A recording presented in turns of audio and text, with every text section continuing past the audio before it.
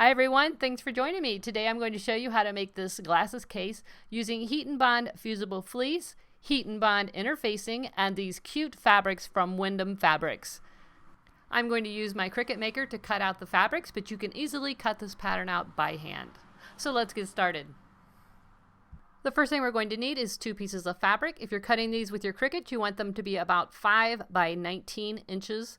If you're going to cut them by hand, make them 4 inches by 18 inches long. And you're also going to need a piece of fabric that is approximately 4.5 by 4.5. We're going to use HeatnBond Fusible Fleece. You can find this at your local Joann's online. We'll have all these products linked in the description. And you're also going to need some HeatnBond interfacing. Now this is the craft interfacing. It's a little bit thicker, and I like the weight of this one for this particular project. I'm going to put the fusible fleece on my outer fabric, and I'm going to put the interfacing on my lining fabric. And then we're not going to put anything on our small little square. So the first thing we need to do is apply the fusible fleece and the interfacing to our strips of fabric. You're going to apply them to the wrong side of the fabric. You're going to place the interfacing. It has sort of a shiny side to it. You can feel where the adhesive is. You can kind of see it here. It's kind of shiny. You're going to put that shiny side against the back side of your lining piece of fabric. Now I've cut my fabric a little bit longer than I need, so I'm just butting it up to the lower edge. Sorry, that's off the camera. And then your fusible fleece has a rough side and a smooth side. You're going to put that rough side down on the wrong side of your outer piece of fabric. You're going to use a hot iron and work your way down each strip, making sure that the fusible fleece and the interfacing are adhered well to both pieces of fabric. Once you have your interfacing done, if you are cutting this by hand, you want to find a round object, and you're going to round one end of each strip of fabric just to create the flap for our sunglass case. So just use a round object right up in the corner and then trace it, and then go ahead and cut around it. Do the same on both sides so that you have a rounded edge. And again, you want to repeat that for both pieces. I'm going to cut mine on my Cricut, so I'm going to go ahead and load this on my Cricut mat and let it do the cutting for me.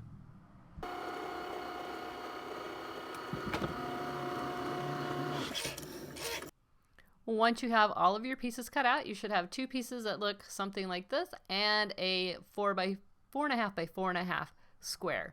We're going to use the 4.5 by 4.5 square. We're going to fold it in half, press it,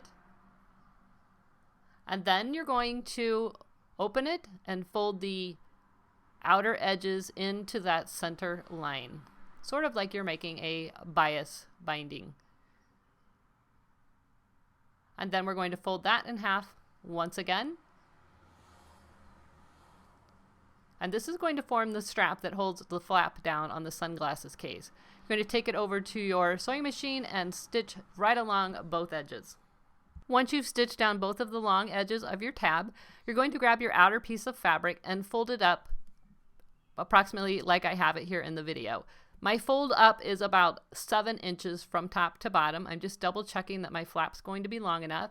And I'm going to place the tab approximately 1 inch down from the top. So I've just measured about 1 inch down from the top. I'm going to line up the edge and I'm going to pin it. Now this tab is slightly longer than the width of the fabric, and that's absolutely fine.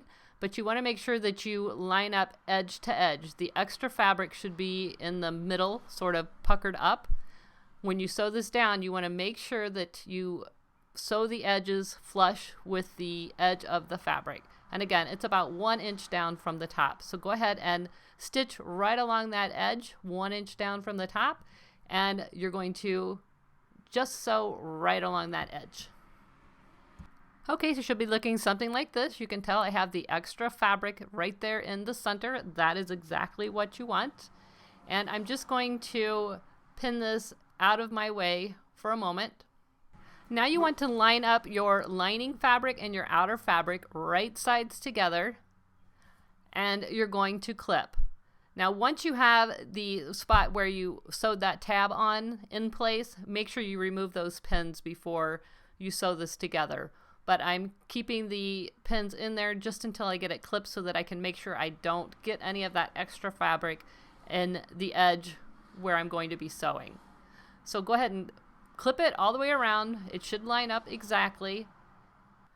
Now you're going to want to leave an opening in one of the long sides that we're going to use to turn this right side out when we're finished. So I'm going to move my clip down here on the right side of the screen and make an opening, I don't know, 3 to 4 inches wide. It doesn't really have to be exact, just so that it's big enough that you're going to be able to turn this right side out.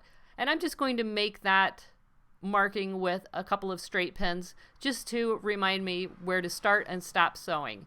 You do not want to sew between the 2 pins. So I'm going to start sewing, sew all the way around, back up, and stop. I'm not going to sew between these 2 pins. I've now stitched all the way around my pattern with the exception of between the pins. I did not sew between the pins. So now you can remove the pins, and we're going to clip our curved edges.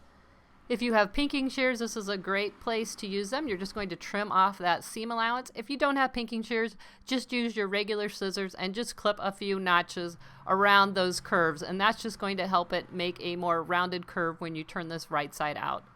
I'm also going to use some regular scissors and cut just a little bit of that seam allowance on the bottom corners.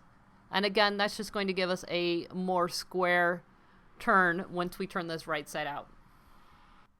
Once you have turned this right side out, you're going to have an opening that looks something like this, and you're going to fold those ends under. It should want to do it naturally, but with the fusible fleece and the interfacing, it's a little bit more difficult.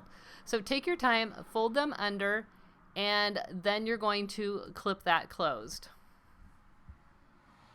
I find it really helps to get the iron out at this point, and as you get it folded under, give it a nice press and some steam, and that will help hold those ends inside for you while you're working on the next step. So once you've got it looking the way you want, go ahead and put a clip on there just to remind you that you need to slow down and make sure that you close that opening when we start to assemble this. So now what we're going to do is turn this so that the lining side is facing up. And again, if you need to give it an extra press, go ahead. Just make sure all your seams are pushed out all the way. Make sure everything is lying nice and flat. And then you're going to fold this up. Now you're going to fold the flap about 7 inches up. You can use a ruler, you can eyeball it, whatever works for you, but it's going to be somewhere in the neighborhood of 7 inches. It doesn't have to be exact.